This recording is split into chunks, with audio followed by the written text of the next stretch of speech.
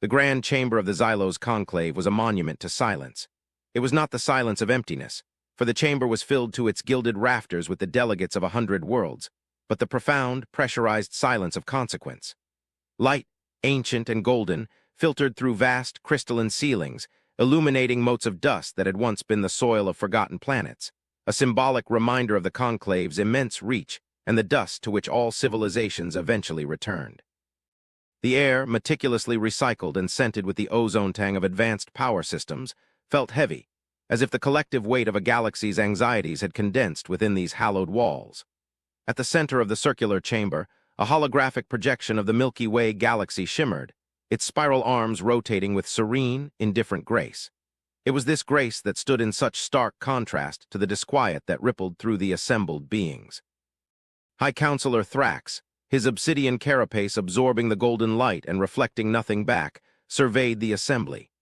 His species, the Cathar, had guided the conclave for millennia, their lifespans stretching across epochs, their minds repositories of galactic history. He saw the nervous twitch of a Visician's antennae, the subtle paling of a J-Lorian's membranous skin, the rigid stillness of the silicate crystalline delegates, whose thoughts manifested as faint, resonant chimes that now hummed with a discordant frequency. The cause of this galactic malaise was a single, insignificant-looking star system on the holographic map, a place the locals called Sol, and within it, the species that called themselves humanity. They were the anomaly, the piece of the grand cosmic puzzle that refused to fit. They had emerged onto the galactic stage with bewildering speed, their expansion propelled by a technology that was, by every conceivable metric, laughably obsolete. While the rest of the galaxy waged war with lances of coherent light, with focused singularities that could unmake moons, with elegant energy fields that could flay the armor from a dreadnought without leaving a scorch mark, humanity clung to a method of warfare so primitive it was considered a historical curiosity: kinetics. They fired solid chunks of metal and complex chemical explosives. It was the warfare of barbarians, of primitives who had only just crawled from their planetary cradle and learned to throw rocks with greater and greater force. And yet it worked. It worked with an efficacy that defied every law of modern strategic science. Conclave fleets, pristine and powerful, had engaged human exploratory vessels on contested borders, expecting to disable them with surgical precision. Instead, those fleets had been savaged. Shields designed to disperse terawatts of directed energy flickered and died against swarms of what the humans crudely called missiles. Hulls forged from exotic alloys, capable of withstanding the heart of a star for a few precious seconds, were breached and shattered by simple, unguided projectiles traveling at a significant fraction of the speed of light. The engagements were brutal, messy, and deeply, philosophically unsettling. It was like watching a master artist, armed with the most delicate and advanced tools, being bludgeoned to death by a savage wielding a sharpened stone. "The reports from the Perseus arm are unequivocal," announced a voice, smooth and resonant as polished river stones. It belonged to Lyra of the Cygnian Ascendancy, her form a shimmering column of coherent energy contained within a sophisticated envirosuit. The Cygnians were beings of pure thought, their logic unclouded by biological imperatives, yet even her synthesized voice carried a trace of something that sounded like bafflement. "The human fleet has consolidated its position. Our observers confirm they are establishing permanent orbital platforms. Their methods remain unchanged." She gestured, and a new set of data scrolled beside the galactic map.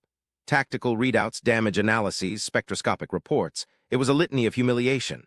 Conclave destroyers, the pride of the sector fleet, shone with gaping holes torn through their spines. Not the clean, cauterized wounds of a plasma lance, but jagged, violent rents of twisted metal and frozen atmosphere. A low growl emanated from the sector occupied by the Grawl.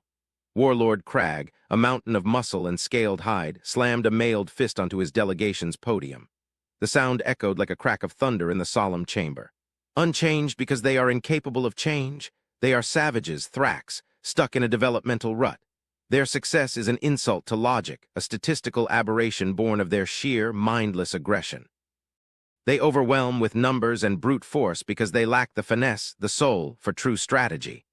His contempt was a palpable force, a wave of heat washing over the nearby delegates. The Grawl were warriors, their culture forged in the crucible of ritual combat. They saw the humans' methods as not just primitive but dishonorable. War was a dialogue of energy, a dance of precise power application. This was simply noise. A statistical aberration that has now claimed a dozen star systems on a strategically vital border, Thrax replied, his voice a low rumble that cut through Crag's bluster. He did not raise it, yet it commanded the attention of the entire chamber. An aberration that has consistently defeated forces superior in every technological category we recognize. Your savages, Warlord, do not fight with mindless aggression. Our analysts have scoured the engagement logs. Human tactics are precise, coordinated, and ruthlessly efficient. They do not waste a single shot. Their brute force is applied with the delicacy of a master surgeon. We have been arrogant. We have mistaken a difference in methodology for a lack of sophistication. This was the core of the problem, the conceptual wall against which the collective intellect of the Conclave had repeatedly smashed itself. They could not understand the why. Why cling to such a messy, inefficient, and fundamentally limited form of destruction?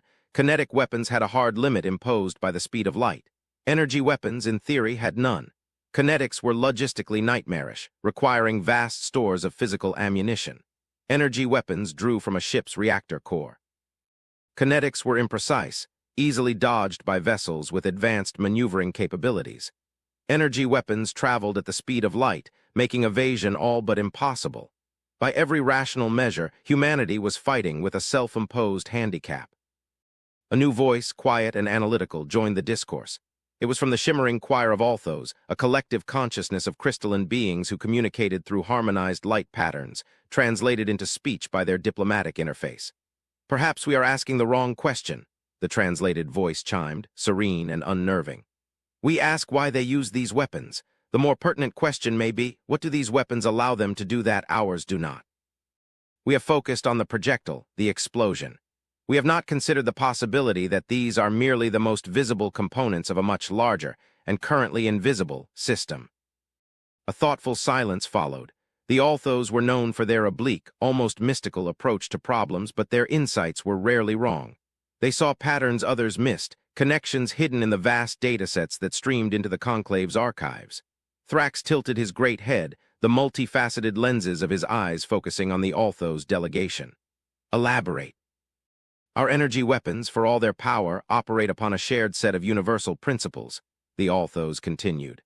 They manipulate electromagnetic forces, they warp spacetime, they agitate particles. They are, in essence, a direct application of understood physics. They are predictable. A shield is calibrated to disperse a specific frequency of energy.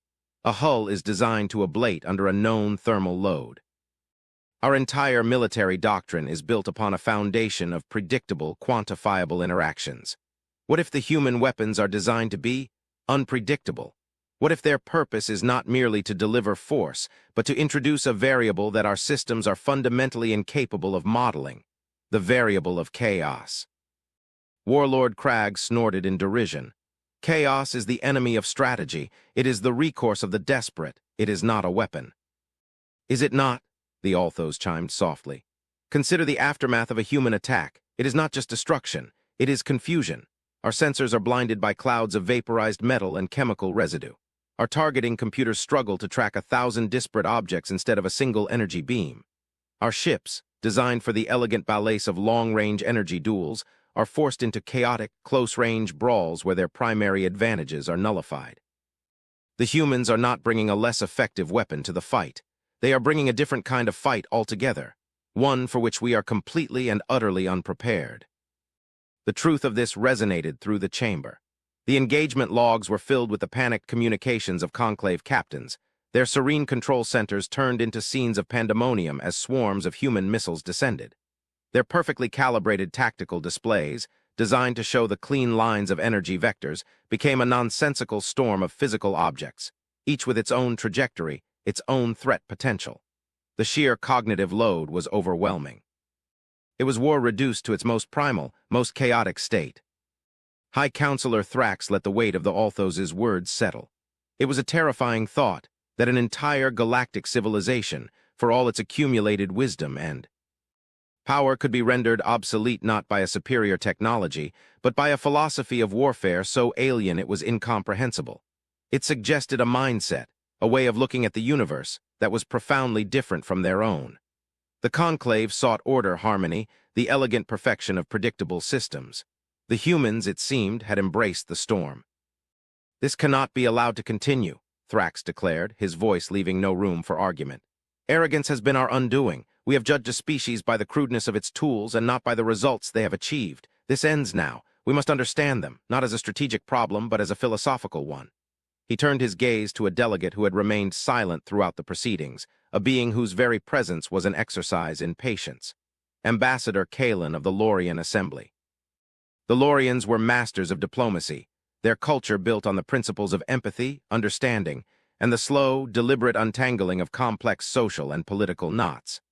Kalen's form was slender and graceful, his skin a pale, pearlescent white that shifted in color with his emotional state, currently a calm, steady shade of cerulean. "Ambassador Kalen," Thrax began, "you have listened. What is your counsel?" Kalen rose slowly, his movements fluid and deliberate. He represented a people who had not waged war in 10,000 years, who believed that any conflict could be resolved through communication, given enough time and a willingness to understand. "High Counselor," he began, his voice soft but carrying an immense weight of history and wisdom, "we have been observing the humans not just through tactical sensors, but through their cultural transmissions, their art, their history, their philosophies. It is a culture of profound contradiction. They create beauty of breathtaking complexity, and yet their history is a relentless chronicle of self-destruction. They speak of peace and unity, yet they celebrate their warriors and glorify conflict. Warlord Crag calls them savages, and in some respects he is not wrong. They have a capacity for brutality that is, frankly, shocking."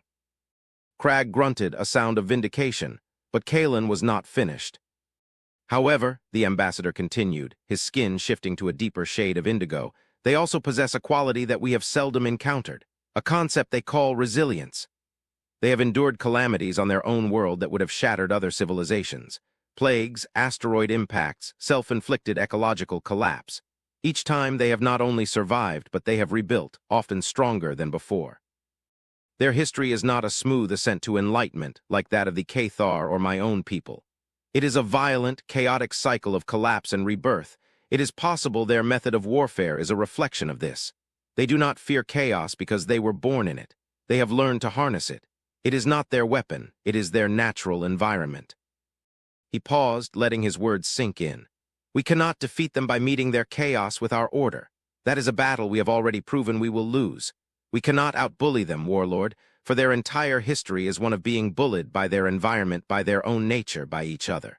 They will simply absorb the blow and strike back harder, and we cannot ignore them, for their expansion is relentless." "Then what do you propose, Ambassador?" Thrax pressed, his own patience, vast as it was, beginning to wear thin. "We must do the one thing we have in our arrogance refused to do," Kalen said, his gaze sweeping across the anxious delegates. "We must talk to them. We must extend a formal invitation for a diplomatic exchange. We must go to them not as superiors, not as adversaries, but as equals who are genuinely seeking to understand. We must ask them the question that is at the heart of our fear, the question that has echoed in this chamber all day. We must ask them, why?" The suggestion hung in the air, radical and to many deeply distasteful. To treat these barbarians, these purveyors of kinetic violence, as equals, to ask them to explain themselves as if their primitive philosophy held some hidden wisdom, it was an affront to the millennia of enlightened order the Conclave had established. But it was also the only path that had not yet been tried. The path of war was failing. The path of ignorance had led them to this crisis. What was left but the path of humility? High Counselor Thrax stood in silence for a long moment, the faint, discordant chimes of the crystalline delegates the only sound in the vast chamber. He looked at the shimmering hologram of the galaxy, at the tiny, troublesome spark of light that was the Sol system. It was a spark that threatened to ignite a fire that could consume them all. Kalen was right. Their fear was born of ignorance, and the only cure for ignorance was knowledge. "So be I."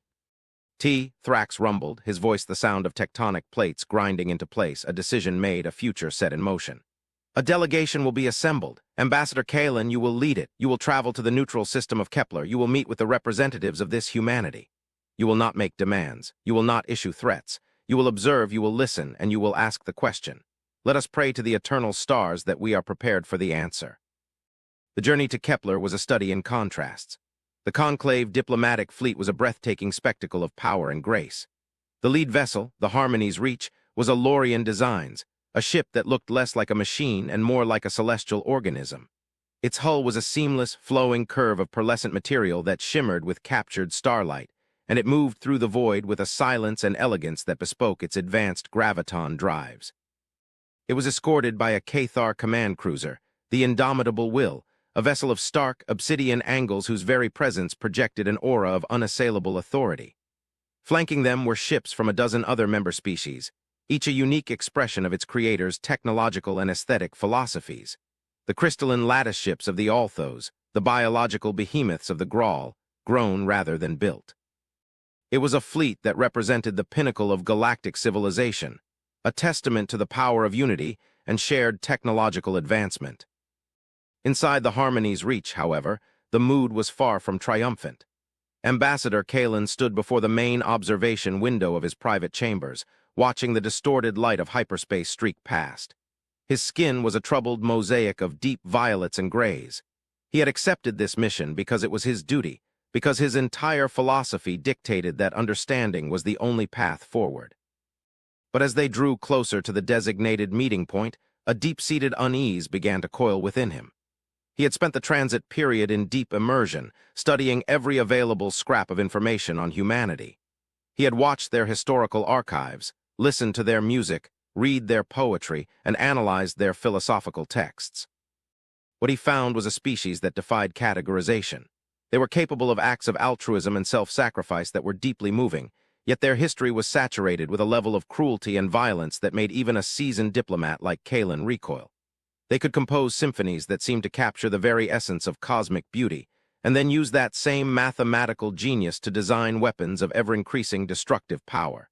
They were a paradox, a walking contradiction. He felt a profound sense of empathy for their struggles, for their seemingly endless cycle of hope and despair. He also felt a primal fear, a species so comfortable with contradiction, so intimately familiar with the darkest corners of its own nature, was an entity of terrifying unpredictability. His aide, a junior diplomat named Lyra, entered the chamber. She was young, her skin a bright, optimistic shade of sky blue. "Ambassador," she announced softly, "we are approaching the Kepler system. The human delegation has arrived." Kalen turned from the window, his expression somber. "What is their composition?" "A single vessel, Ambassador." Kalen's equivalent of an eyebrow arched in surprise. A single vessel. The conclave had sent a fleet, a clear and deliberate display of their collective might and the seriousness of their intent. For the humans to send only one ship was either an act of supreme arrogance or a gesture of profound confidence. "On screen," he commanded. The view outside the window dissolved, replaced by a real-time tactical display. At the center of the system, orbiting the dim red dwarf star, was the human ship. The conclave's long-range sensors had already rendered a detailed image. Kalen stared at it, and a part of him could not suppress a feeling of disappointment. It was so functional, so brutally simplistic. It was a wedge-shaped vessel, its hull a patchwork of dark gray alloys, scarred and weathered from countless journeys. There were no elegant curves, no artistic flourishes.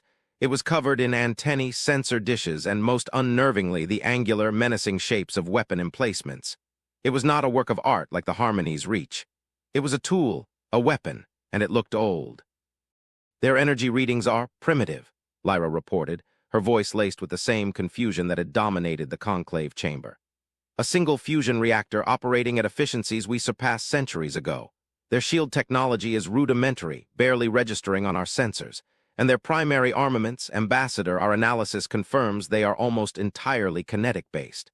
Projectile launchers, missile tubes, it's a museum piece." "And yet," Kalen murmured, his gaze. He fixed on the stark, unadorned human ship. "That museum piece has carved out an empire for its creators. Do not be deceived by its appearance, Lyra. The humans are not fools. There is a purpose to this. There is a reason for everything we are seeing." As the conclave fleet arranged itself in a precise, formal semicircle around the human vessel, a communication request came through. It was audio only, using a standard, unencrypted channel. The lack of sophisticated encryption was yet another baffling detail. "Open the channel," Kalen ordered. A voice filled the bridge, calm, male, and with a deep, resonant timbre. It spoke the conclave's standard trade language flawlessly, with no discernible accent. "This is Captain Eva Restover of the United Earth ship Enduring Vigil. On behalf of the Terran Alliance, I welcome the delegation from the Xylos conclave. We are prepared to receive your ambassador aboard our vessel at your convenience. The invitation was another breach of protocol. The neutral ground for such a momentous first contact was typically a specially prepared third location, or at the very least, the vessel of the party that had requested the meeting. For the humans to invite them aboard their own ship, their lone, seemingly vulnerable ship, was a move of almost reckless audacity. It was also a gesture of trust, or perhaps a test.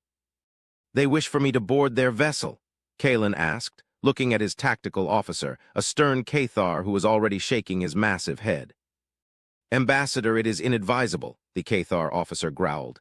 "Their ship is an unknown. Their intentions are unknown. It could be a trap.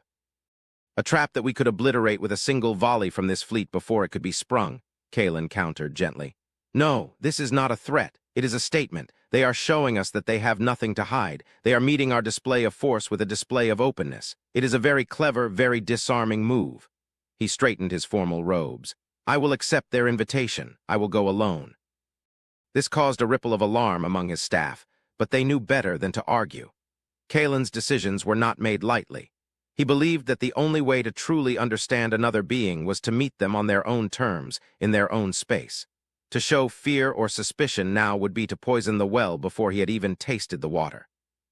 A Lorian shuttle, as sleek and elegant as its parent ship, detached from the Harmony's reach and made its way across the silent void towards the human vessel.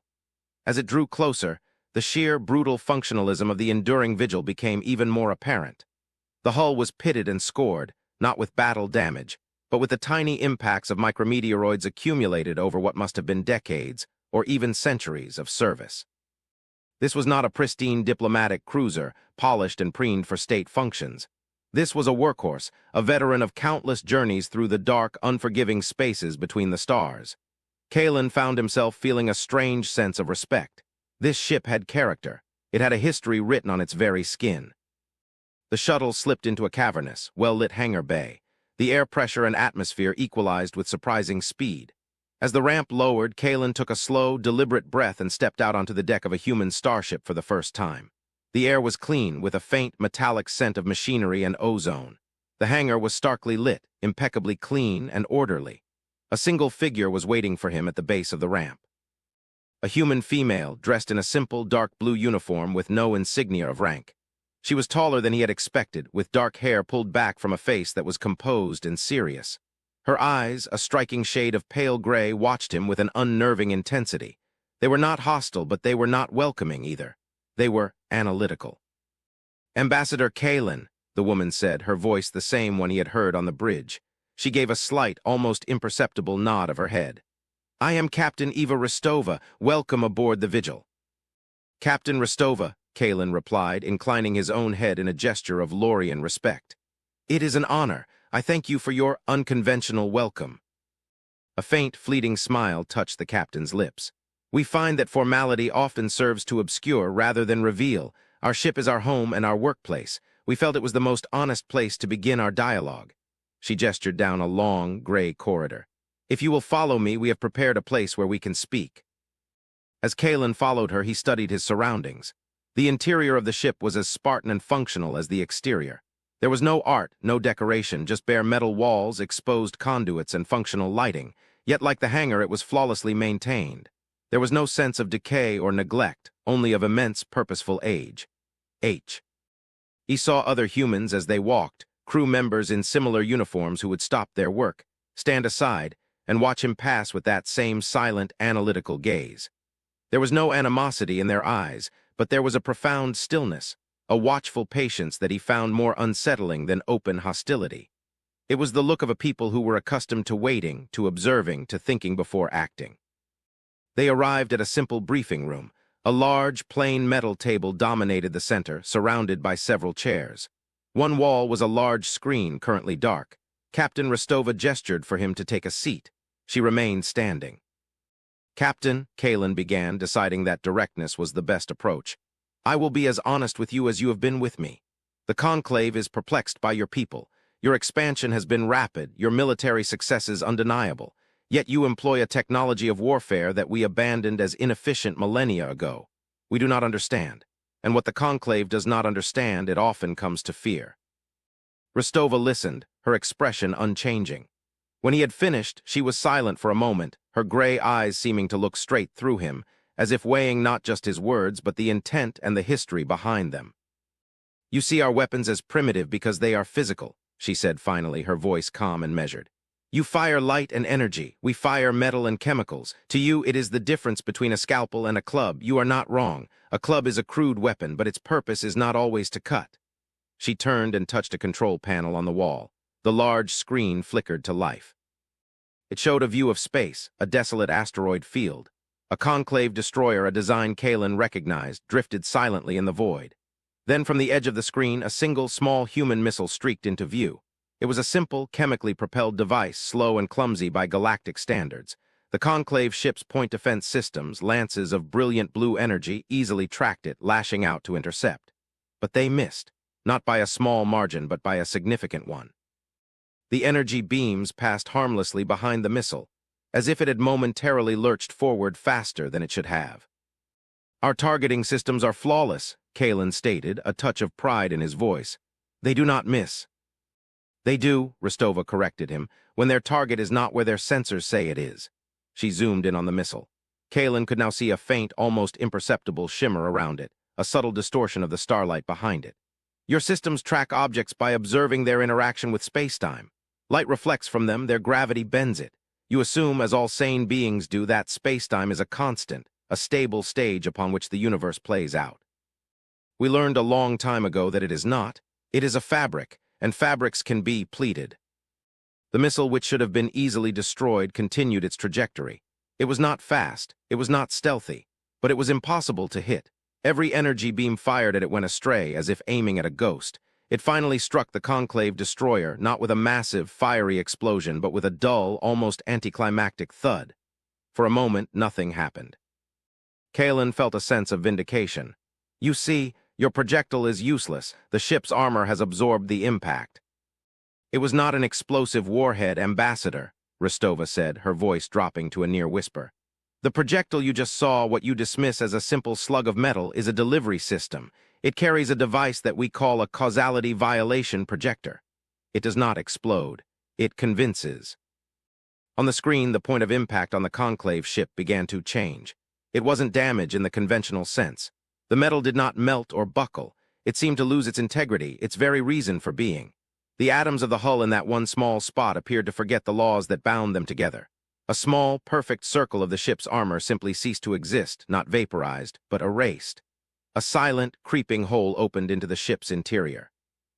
Through the void, Kalen could see crew members inside screaming, their forms contorting as the localized bubble of physical lawlessness expanded around them. "All of your technology," Rostova continued, her voice a cold, passionless lecture.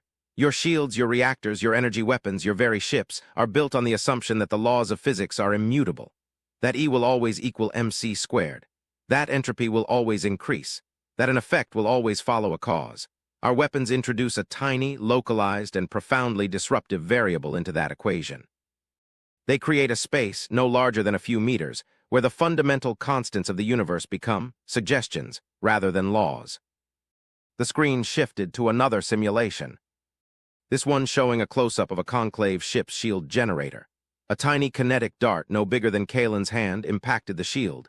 The shield flared, expecting to disperse a massive amount of energy. But the dart carried almost no energy at all. It carried something else. The moment it touched the shield, the complex mechanisms that maintained the energy field were exposed to the causality violation effect. The shield did not break, it simply stopped working. The intricate dance of particles that formed the protective barrier fell into chaos. The mathematical principles underpinning it rendered momentarily meaningless. The shield vanished as if it had never been there. "Your shields cannot stop a projectile that, for an infinitesimal fraction of a second, does not travel in a straight line," Rostova explained. "Your reactors, which operate on the delicate balance of nuclear fusion, cannot function when the laws governing that fusion are temporarily suspended. Your energy weapons cannot fire when the principles of electromagnetism are in flux. We do not need to overpower you. We do not need to match your energy output. We simply need to remind your technology that the universe is not as orderly as you believe it to be." Kalen stared at the screen, a profound, soul-shaking cold seeping into his being. The blood-like fluid in his veins felt like ice. The implications of what he was seeing were staggering. It was a complete and utter paradigm shift. The Conclave had been fighting a war of addition, each side trying to add more power, more energy, more force than the other. The humans had approached it as a war of subtraction. They were not destroying ships, they were destroying the rules that allowed those ships to function. It was the most elegant, the most terrifying, and the most philosophically devastating form of warfare he could possibly have imagined. Why, Kalen whispered, the single word that had brought him here now feeling woefully inadequate. Why develop such a thing? Rostova's expression softened for the first time, the analytical coldness in her eyes replaced by a deep, ancient weariness. Because we had to. We learned early in our history that any weapon that can be created will eventually be used. We saw the path your civilizations were on, the path of ever greater energy outputs. A war fought with your weapons would eventually escalate to the point where stars would be extinguished, planets shattered, entire systems rendered uninhabitable. It is a clean, elegant, and ultimately suicidal path. We needed a deterrent, a weapon that could not be countered by simply adding more power, a weapon that made the very act of fighting with energy-based systems an exercise in futility. She turned from the screen to face him fully. We call them outdated weapons ourselves, Ambassador. It is a piece of deliberate misdirection. They are not weapons in the sense that you understand them. They are a statement. A philosophical argument delivered at a significant fraction of the speed of light. The argument is this: there are rules to the universe, and a species that can bend those rules is not a species you should threaten. The revelation was not just technological, it was a psychological broadside. Humanity was not primitive, they were post-technological. They had looked at the grand edifice of galactic science with all its power and elegance and had found the single, foundational flaw in its design. They had not built a better weapon. They had built a weapon that made all other weapons irrelevant. Their seeming backwardness was a mask for a level of understanding so profound it bordered on the transcendent. They hadn't just mastered physics, they had learned how to edit it. Kalen felt the entire political landscape of the galaxy shifting under his feet. The Conclave's power was built on a technological advantage that, he now realized, was an illusion. Their mighty fleets were nothing more than houses of cards, waiting for a single, well-placed kinetic projectile to whisper a new set of rules into their foundations and watch them collapse. The humans had not been expanding through brute force. They had been expanding with the quiet, unassailable confidence of a being that knows it holds a royal flush in a game where everyone else is still learning the rules of poker. This changes everything, Kalen breathed, his mind struggling to process the sheer scale of the new reality. His skin had shifted to a pale, shocked shade of lavender. It changes nothing, Rostova replied, her tone gentle but firm. We have never used this capability offensively against a sentient species. The destruction you saw in the Perseus arm was caused by conventional kinetics and explosives. We have never deployed a causality violation warhead against a living target. We never want to. This demonstration was an act of trust, Ambassador. We are showing you our most carefully guarded secret because we like. You would prefer dialogue to conflict. We are not your enemies. We have no desire for conquest. We desire only to be left alone to continue our own journey. Kalen looked from the captain's weary, ancient eyes to the dark screen, which now showed only the silent, indifferent stars. The human ship, the enduring vigil, suddenly looked very different to him. It was no longer a crude, primitive relic.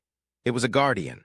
A shepherd armed with a wolf's teeth who had no desire to harm the flock but would not hesitate to put down any other wolf that threatened it.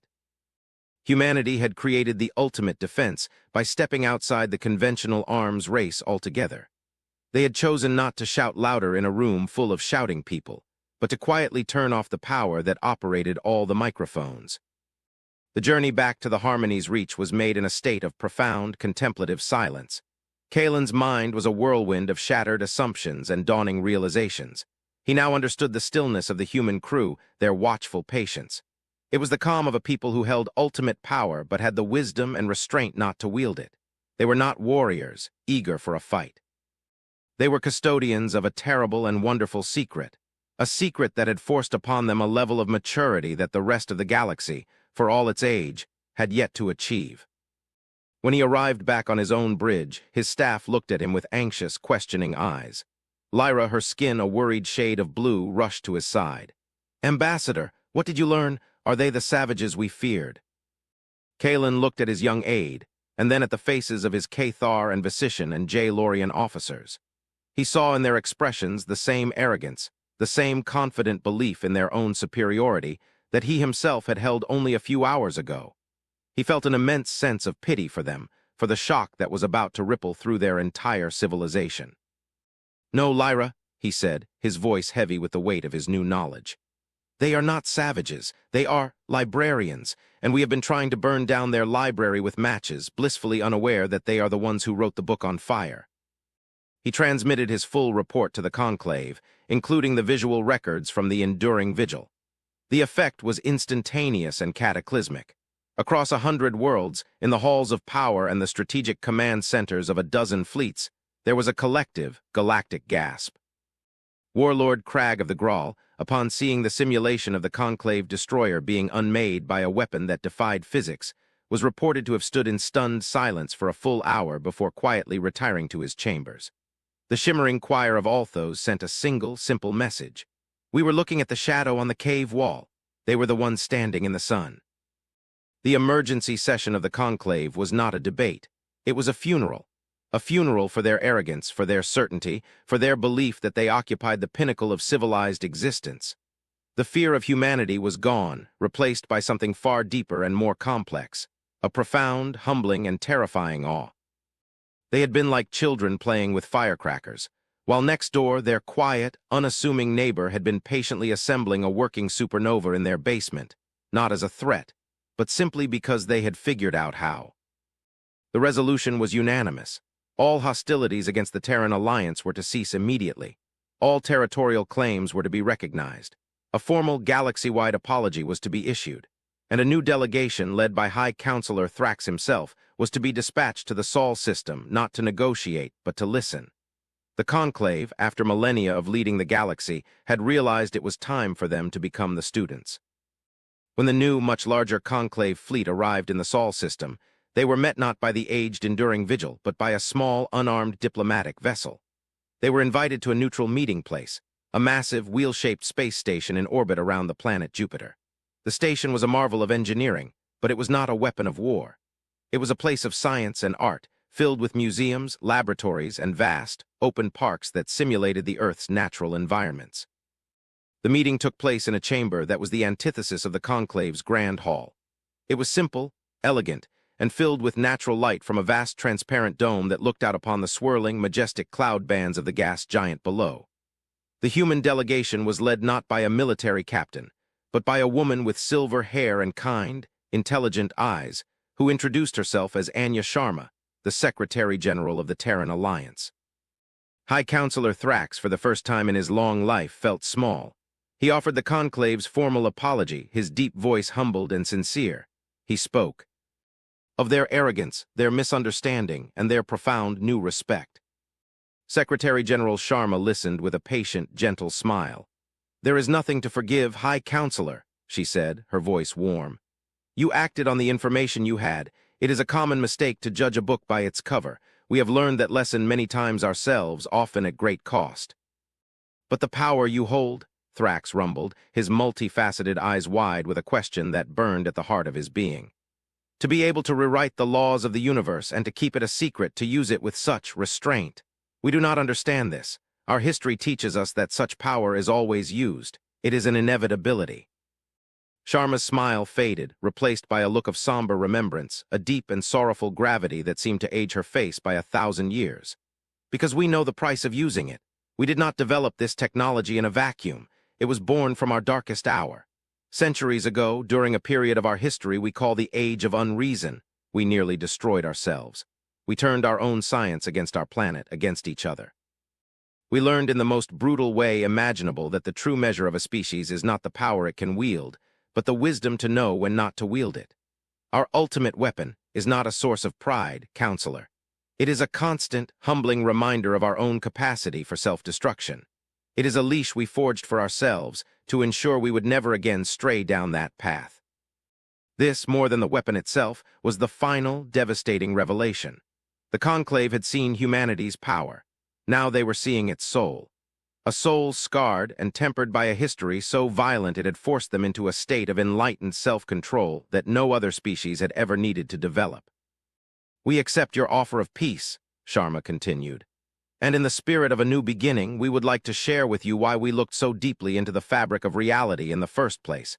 It was not to create weapons against our neighbors. We were looking for something else. Or rather, we were trying to understand something that had found us. She gestured to the dome above them.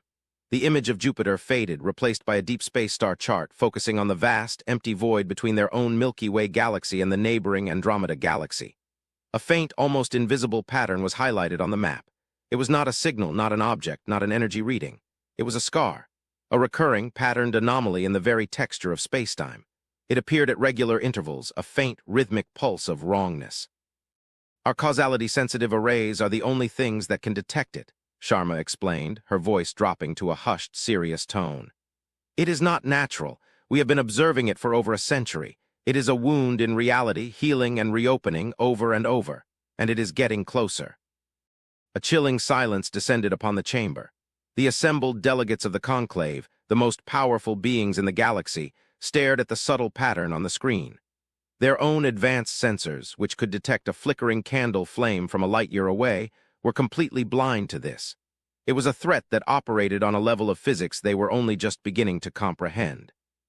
"What is it?" Thrax asked, his voice a barely audible whisper. "We don't know," Sharma admitted, her expression grim. "We call it the corrosion. It appears to be the wake, the aftermath, of something moving through the intergalactic medium, something that does not travel through space but consumes it and leaves behind a patch of wounded, unstable reality where the laws of physics are frayed and broken. The weapons you so feared, Counselor, were never intended for you. They were a desperate attempt to understand the language of our enemy.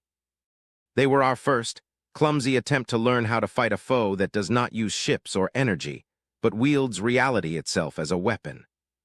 The perspective of the universe shifted one final, terrifying time. The conflicts of the last century, the border skirmishes, the political tensions, all of it suddenly seemed so small, so laughably insignificant. They had been squabbling over single grains of sand on a beach, while the tide of a cosmic ocean they didn't even know existed was silently rising to drown them all. Humanity had not been preparing for a war with the conclave. They had been preparing for a war with God, or the devil. Or something for which they had no names.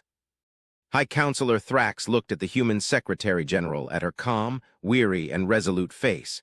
He saw not a rival, not a primitive or a paradox, but a sentinel. A lonely watchman who had been staring into a darkness so profound that no one else could even see it. "You are no longer alone in that watch," Thrax said, his voice resonating with a newfound purpose, a pledge that was echo. In the chimes, thoughts, and murmurs of every conclave delegate in the room. Sharma gave him a small, grateful smile. "We are glad to hear it, because the darkness is vast, and we have a great deal to learn from each other before it arrives." Outside the station, the majestic, swirling clouds of Jupiter continued their silent, thousand-year dance, oblivious to the small gathering of beings who had just, for the first time, truly understood the terrifying and fragile beauty of the stage upon which they lived. The age of petty galactic politics was over. The age of survival had just begun. And humanity, the strange, chaotic, primitive latecomers, were the only ones who knew the rules of the new game.